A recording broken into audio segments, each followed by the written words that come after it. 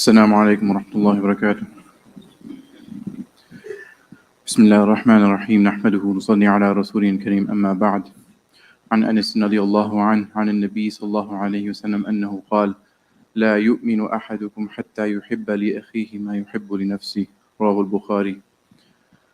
Anas radiallahu anhu narrates that the Prophet sallallahu alaihi wasallam said that none of you will be a true believer until he loves for his brother what he loves for himself.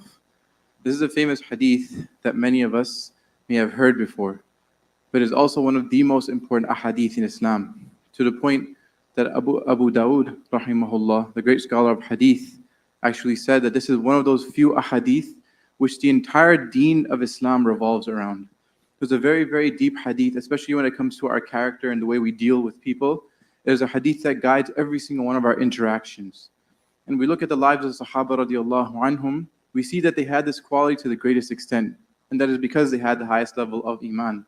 Remember, we're talking about the characteristics of the people of Iman and the ways by which we can know whether we have Iman or not. And the Prophet ﷺ is telling us that you do not have the highest level of Iman until you want what for your brother what you want for yourself. So let's see some examples of the Prophet ﷺ and the Sahaba radiallahu anhum as well, how they wanted for others what they wanted for themselves. First of all, every single one of the prophets had this quality to the highest degree.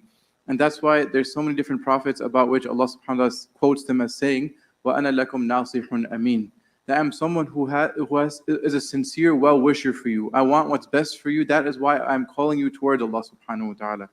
And so we see this hadith actually addresses the reason behind us giving da'wah as well. Us calling others towards Allah, us bringing others closer towards deen. The rationale behind it and the idea behind it is that we want for them what we want for ourselves. And this is expounded by the hadith of the Prophet ﷺ, in which he said to one of the Sahaba, "Atuhibbul Jannah, do you love Jannah for yourself?" And the person said, "Yes, of course I love Jannah for myself." So the Prophet ﷺ told him, فَأَحِبَّ لِأَخِيكَ مَا تُحِبُّ لِنَفْسِكَ, then love for your brother what you love for yourself. So in other words, we want the highest level of Jannah for ourselves, so we should also want the highest level of Jannah for all the Muslims. And that should dictate that we actually make an effort to call others towards Allah. And that is what all the Prophet ﷺ did. They had the highest level of regard and they wanted every single person to enter into Jannah. And then when it comes to the dealings in terms of their character as well, we see that the Prophet ﷺ, when he was giving advice to one of his Sahaba, Abu Darda radiallahu anhu, he told him first that I love for you what I love for myself. And then he gave him advice that was specific to him, that never ever become an amir, a leader, even over two people. Because he knew the situation of Abu Darda radiallahu anhu, and he knew that it would be better for him not to do so. So his advice came from a sincere place of wanting what is better for him. And now we see, even when it comes to financial dealings as well, the way the Sahaba radiallahu anhum would buy and sell, and the other pious people of later on as well. We see that a Sahabi, Jarir radiallahu anhu, when he was giving the pledge of allegiance to the Prophet ﷺ, he said, I pledge allegiance to you upon Islam. But the Prophet ﷺ added, one nusr li kulli Muslim. Okay, but also add to that you will be a sincere well-wisher, someone who wants the best for every single Muslim. So then Jarir radiallahu anhu took the pledge, and he made the pledge that he will be sincere to every single Muslim. And what was the manifestation of this? Later on in his life, we see that one time, he bought a horse from someone. And so he bought the horse for maybe around 500 dirham, if I'm remembering the amount correctly. So then the person, then he saw the horse, he said it's a very nice horse. So he told the person, you know what?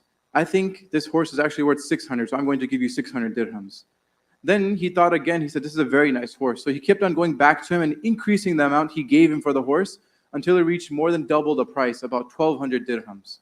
So you see that he wanted the best for him, even if it was against his own self. Another example is Muhammad ibn Wasi', one of the pious people of the Salaf. He was selling a donkey of his, and a person said, do you like this horse for me? You think this horse is good for me? Are you pleased with this horse? He told him completely honestly, because he wanted for him what he wanted for himself.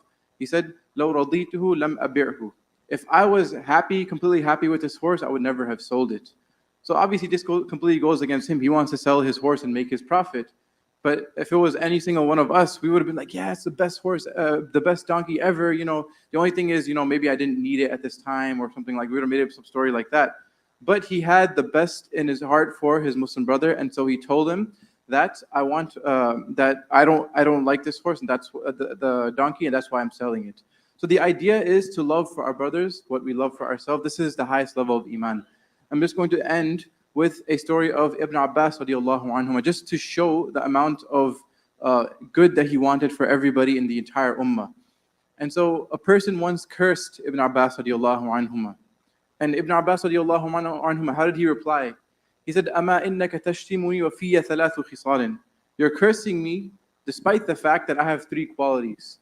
And first he mentioned that whenever I hear of a qadi, of a judge, who is judging with justice amongst the Muslims, he's dealing with the Muslims with justice, then I get very happy. Even though I will never actually go to that qadi, that judge, and raise one of my cases to him.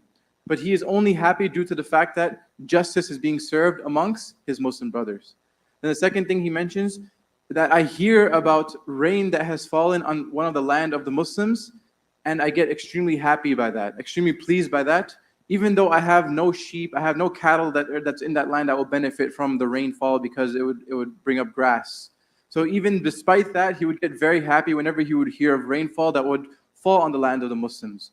And then he said that the third thing that he mentioned is that any single ayah of the Quran that I hear, I wish from the bottom of my heart that if only the entire ummah would know exactly what I know about this ayah. And we know that Ibn Abbas radiallahu anhu was from amongst the greatest of ulama when it comes to tafsir of the Quran.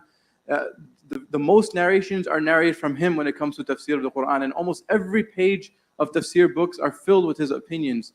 So we see that the fact that he wanted for the entire ummah what he had himself, this actually led to Allah accepting him and him being a means of spreading great khair to the entire ummah. So this is something that we should all keep in mind. And the last thing we should keep in mind is that this hadith, when we're talking about your brother, it's not talking about those who are only directly in contact with you, people you see on a regular basis, your friends, your family members. This is talking about every single Muslim, no matter what background, no matter what ethnicity, no matter where they are in the world. Every single person who has La ilaha illallah Muhammadur Rasulullah, you want the best for them. And that means when you hear about any situation throughout the whole ummah which is good for the Muslims, you become happy and you make dua to increase, that Allah subhanahu wa ta'ala increases whatever good is happening to the Muslims. On the other hand, when there's any sort of difficulty like we see throughout the world, there's so many difficulties all the different Muslim lands are going through, especially the people of Gaza. When we hear things like that, we don't just pass by the news and just think, okay, whatever, may Allah make it easy. We should genuinely feel bad for them and genuinely want good for them, just like we want good for our own selves. May Allah subhanahu wa ta'ala grant us all tawfiq wa akhiru da'wana alhamdulillahi rabbil alameen.